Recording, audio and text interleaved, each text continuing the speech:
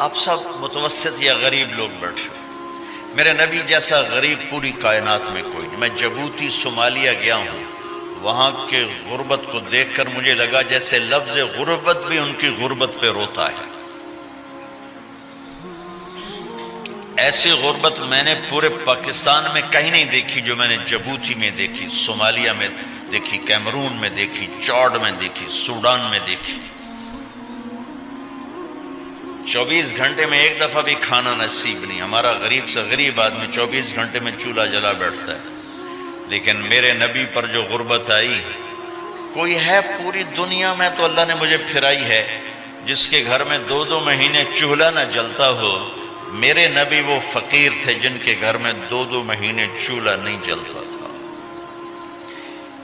ایک رات آپ سوئے ہوئے، کبھی یوں کروڑ بدلے اور کبھی یوں کروڑ بدلے، بار بار حضرت عائشہ کے ساتھ۔ تو تھوڑی دیر کے بعد آپ تھوڑا سا آگے ہوئے اور چارپائی کی جو لکڑی ہوتی جس پر بان بنا ہوتا ہے، اس پہ پیٹ کو یوں فکس کر کے اور نیچے لٹک گئے، دھڑ آدھا نیچے لٹک۔ فَكَانَ قَابَ قَوْسَيْنِ أَوْ أَدْنَىٰ۔ واہ واہ واہ، کیا مقام ہے قاب قوسین، اور کیا حالات سے گزر رہے ہیں کہ یوں آدھا دھڑ نیچے لٹک گیا۔ ام عائشہ اٹھ کے بیٹھ گئیں، یا رسول اللہ خیریت کیوں؟ آپ اٹھ کے بیٹھے، کہ عائشہ بھوک بہت لگی، بھوک بہت لگی، اس لیے پریشر دیا تاکہ وہ جو بھوک کی طلب ہے نا میدے میں، اس کو پریس کیا، اس لیے پتھر باندھتے تھے کہ وہ پیچھے چلا جائے۔ اب مسجد میں تشریف فرما تھے، ایک صحابی نے کر یا رسول یہ دیکھیں، کپڑا ہٹایا، یہ دیکھیں میں نے پیٹ پہ پتھر باندھا۔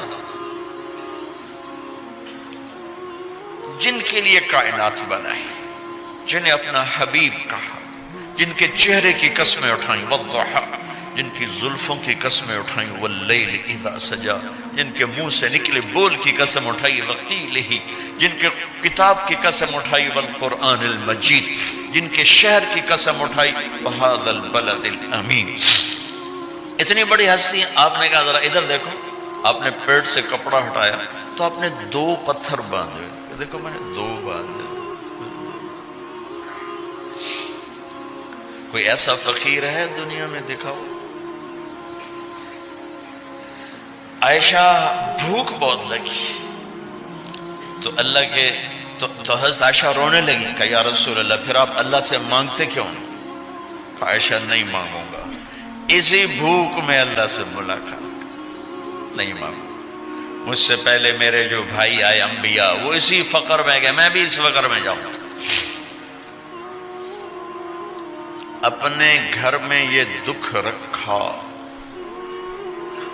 اپنی اولاد کے ذبح ہونے کو قبول کیا تاکہ آئندہ آنے والی امت کا غریب طبقہ گلہ نہ کرے، شکوہ نہ کرے، حرام راستوں پہ نہ جائے، غلط راستوں پہ نہ جائے، اور مالدار فخر نہ کرے میں کوئی بڑا آدمی بن گیا ہوں، میری اتنی بڑی فیکٹری بن گئی ہے، میری اتنی بڑی کمائی ہو گئی ہے۔ یہ نہ یہ بڑائی کی چیز ہے، نہ وہ چھوٹائی کی چیز ہے۔ جس سے اللہ راضی ہے وہ بڑا ہے، جس سے اللہ ناراض ہے وہ چھوٹا ہے، چاہے غریب ہے چاہے مالدار ہے۔ حضرت عائشہ فرماتی ہیں بیٹا 2 مہینے گزر جاتے تھے ہمارے گھر میں چولہا نہیں جلتا تھا، چولہا نہیں جلتا تھا، 2 ماہ گزر جاتے تھے۔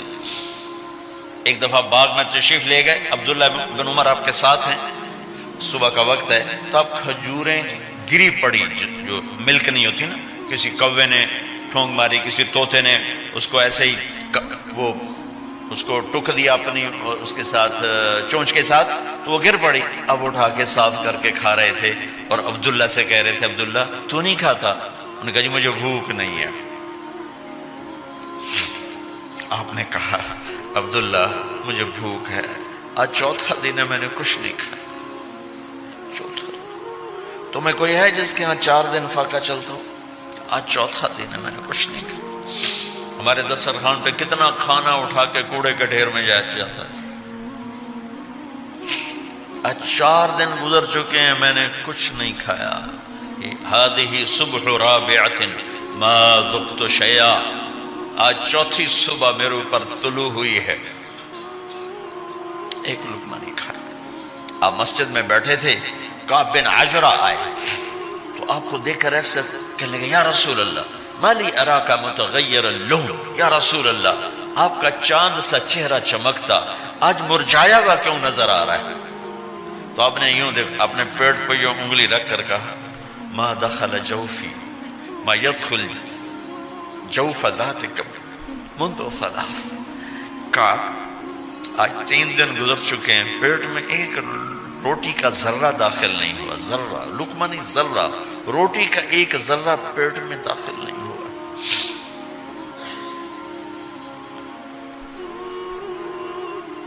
اور اتنی بڑی رسالت، اتنی بڑی نبوت،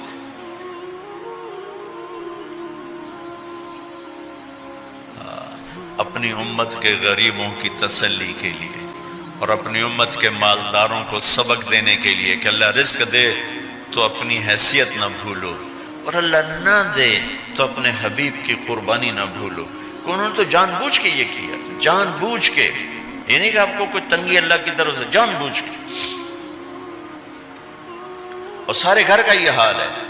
حضرت فاطمہ رضی اللہ تعالیٰ عنہ سے ملنے گئے، کہا بیٹے میں اندر آ جاؤں، میرے ساتھ عمران بھی ہیں، ایک صحابی تھے عرب سردار، میرے ساتھ عمران بھی ہیں۔ کہا ابا جان میرے گھر میں اتنی چادر نہیں کہ اپنے آپ کو چھپا سکوں، پردہ کرنے کے لیے میرے پاس چادر کوئی نہیں، تو آپ نے اپنی چادر اندر دے دی، کہا اس سے پردہ کر لو، تو لپیٹ لی۔ اب اندر آئے تو آپ نے پوچھا میں نے سنا تھا تو بیمار ہے، میں تیرا حال پوچھنے آیا ہوں۔ تو باپ کو دیکھ کے آنسو نکل آئے کہ یا رسول اللہ بیماری بھی ہے اور بھوک بھی ہے، دونوں ہی ہیں، صرف بیماری نہیں بھوک بھی ہے۔ بڑے بڑے مصیبتوں سے لڑ جانے والے ماتھے پہ کبھی بل نہ آیا، بیٹی کے آنسوں نے پگھلا بھی دیا اور رلا بھی دیا، آپ بھی رو پڑے، آپ بھی رو پڑے۔ پھر کہا میری بیٹی نہ رو، والذی بعث اباک بالحق ما ذقت من 3 ایام طواقا، آج 3 دن ہے میں نے ایک لقمہ نہیں کھایا، میں تیرے ساتھ۔ اور میری بیٹی میں تمہیں بتاؤں، میرے رب نے مجھے کہا تھا میرے حبیب اگر آپ چاہیں تو احد پہاڑ سونا بنا دو، 10 میل لمبا چوڑا ہے احد پہاڑ، 10 میل، میں احد پہاڑ سونا بنا دوں آپ کی خدمت میں پیش کروں؟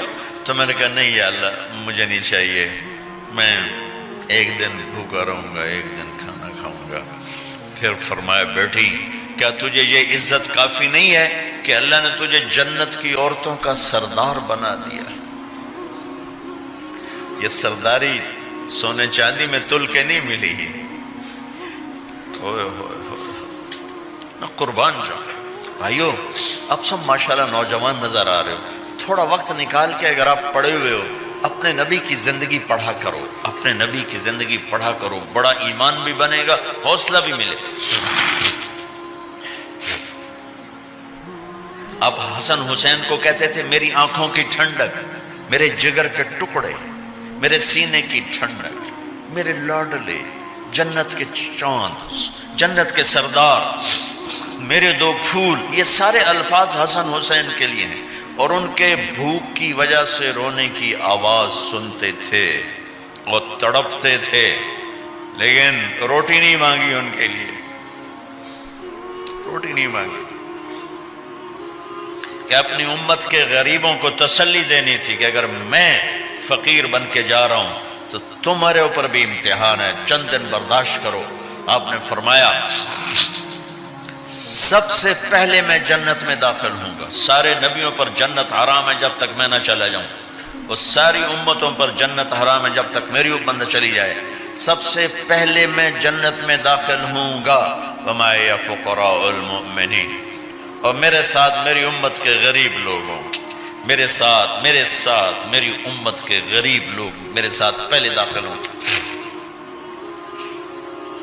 حضرت فاطمہ کے گھر میں فاقہ حد سے بڑھ گیا تو حضرت علی نے فرمایا کہ جاؤ اللہ کے نبی سے کچھ تو مانگ کے آؤ، کچھ تو پیٹ میں جائے۔ زندگی میں کبھی ایسا موقع نہیں آیا، یہ ایک دفعہ اتنا فاقہ آیا کہ حضرت علی جیسی ہستی نے بھی کہا جاؤ۔ تو آپ تشریف لائیں اور دروازے پہ دستک دی تو اتنا پیار تھا. جب حضرت فاطمہ گھر میں داخل ہوتی، اللہ نے ہمیں اولاد کے ساتھ کیا سلوک کرنا ہے اللہ نے ہمیں اپنے نبی سے یہ بھی سکھایا. حضرت فاطمہ جب بھی گھر میں آتی، اور ساتھ ہی تو گھر تھا، دیوار سے دیوار ملی تھی، روز کا آنا جانا تھا، تو میرے نبی بیٹھے نہیں رہتے تھے، آؤ فاطمہ کیا حال ہے، کھڑے ہو جاتے اور تیزی سے آگے بڑھتے. دروازے پر ہی حضرت فاطمہ کا ہاتھ پکڑ لیتے، ہاتھ کا بوسہ لیتے، بوسہ لے کر ہاتھ پکڑے پکڑے بیٹی کو چارپائی پہ پہلے بٹھاتے، اس کے بعد خود بیٹھتے تھے. اکرموا اولادکم، میرے نبی نے کہا اولاد کو عزت دو، پھر وہ تمہیں عزت دیں گے. ہمارے ماحول میں اکثر ماں باپ نے اولاد پہ ڈنڈا ہی اٹھایا ہوتا ہے، پھر ان میں بغاوت پیدا ہو جاتی، پھر کہتے ہیں اولاد نافرمان. آپ نے دستک دی تو کہنے لگے یہ تو فاطمہ کی دستک ہے، خیر تو ہے، پہلے تو کبھی اس وقت میں آئی نہیں. تو آپ نے ام ایمن سے کہا دروازہ کھولو. ام ایمن نے دروازہ کھولا تو آپ نے استقبال کیا، بٹھایا، پوچھا بیٹی کیا ہوا، اس وقت میں کیسے آئیں؟ کہ یا رسول اللہ بہت فقر ہے، بہت بھوک ہے، آپ کے پاس سنا کچھ مال آیا ہے، کچھ ہمیں بھی دے دیا جائے. اتنی صابر بیٹی زندگی میں ایک دفعہ بھوک کی شکایت لے کر آئیں، اور آگے باپ نے پھر پیپر لے لیا، پھر امتحان میں ڈال دیا. آپ نے کہا بیٹی میرے پاس 5 بکریاں کھڑی ہیں، دے دوں یا 5 دعائیں سکھا دوں؟ یہ بھی کوئی کتنا سخت موقع تھا، کتنا سخت موقع ہے کہ صبر کا پہاڑ بیٹی اتنی مجبور ہو کر آتی ہیں کہ یا رسول اللہ برا حال. تو میرے نبی کہتے بیٹی یہ بکریاں بھی لے جا، دعائیں بھی لے جا، دونوں جمع کر دیتے، یا دعائیں بعد میں سکھا دیتے، بکریاں دیتے، ایک تو دے دیتے. پر امت کے غریبوں کو تسلی دینی تھی، چونکہ امت میں اکثر طبقہ غریب ہوگا. تو آپ نے کہا بیٹی 5 بکریاں دوں یا 5 دعائیں دوں؟ تو وہ سمجھ گئیں اپنے باپ کے مزاج کو کہ ابا جان امتحان لے رہے ہیں. تو کہا ابا جان بکریاں چھوڑ دیں، مجھے دعائیں سکھا دیں، مجھے بکریاں نہیں چاہیے. بھوکے کی رات بھی گزر جاتی ہے اور بھوکے کا دن بھی ڈوب جاتا ہے.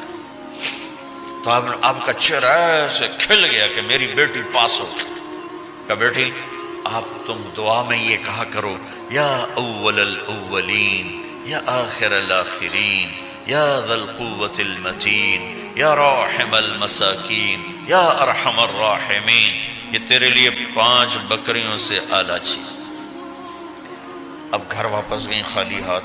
حضرت علی نے فرمایا تو کچھ بھی نہیں لائی؟ کہ نہیں لائی ہوں، بہت کچھ لائی ہوں. کہ کیا؟ کہ میں دنیا لینے گئی تھی، آخرت لے کے آ گئی. ذہبت للدنیا وجئت بالآخرہ. تو حضرت علی نے فرمایا تیرا آج کا دن سب سے اعلیٰ دن، خیر ایام کی حال. داماد کا امتحان لے لیا، حضرت علی کو بلا لیا. علی 5000 بکریاں دوں کہ 5 دعائیں دوں؟ اس وہاں تو 5 بکریاں، اب 5000 کر دیں. علی 5000 بکریاں لیتے ہو یا 5 دعائیں لیتے؟ تو بھی سمجھ گئے کہ آج میرا محبوب مجھ سے امتحان لے رہا ہے کہ علی کتنا کو مضبوط ہے اپنے ایمان میں. اور واقعے میں نے بتا دی کیا گزر رہے. آدمی اپنی بھوک سہ لیتا ہے، اولاد کا رونا برداشت نہیں ہوتا ہے.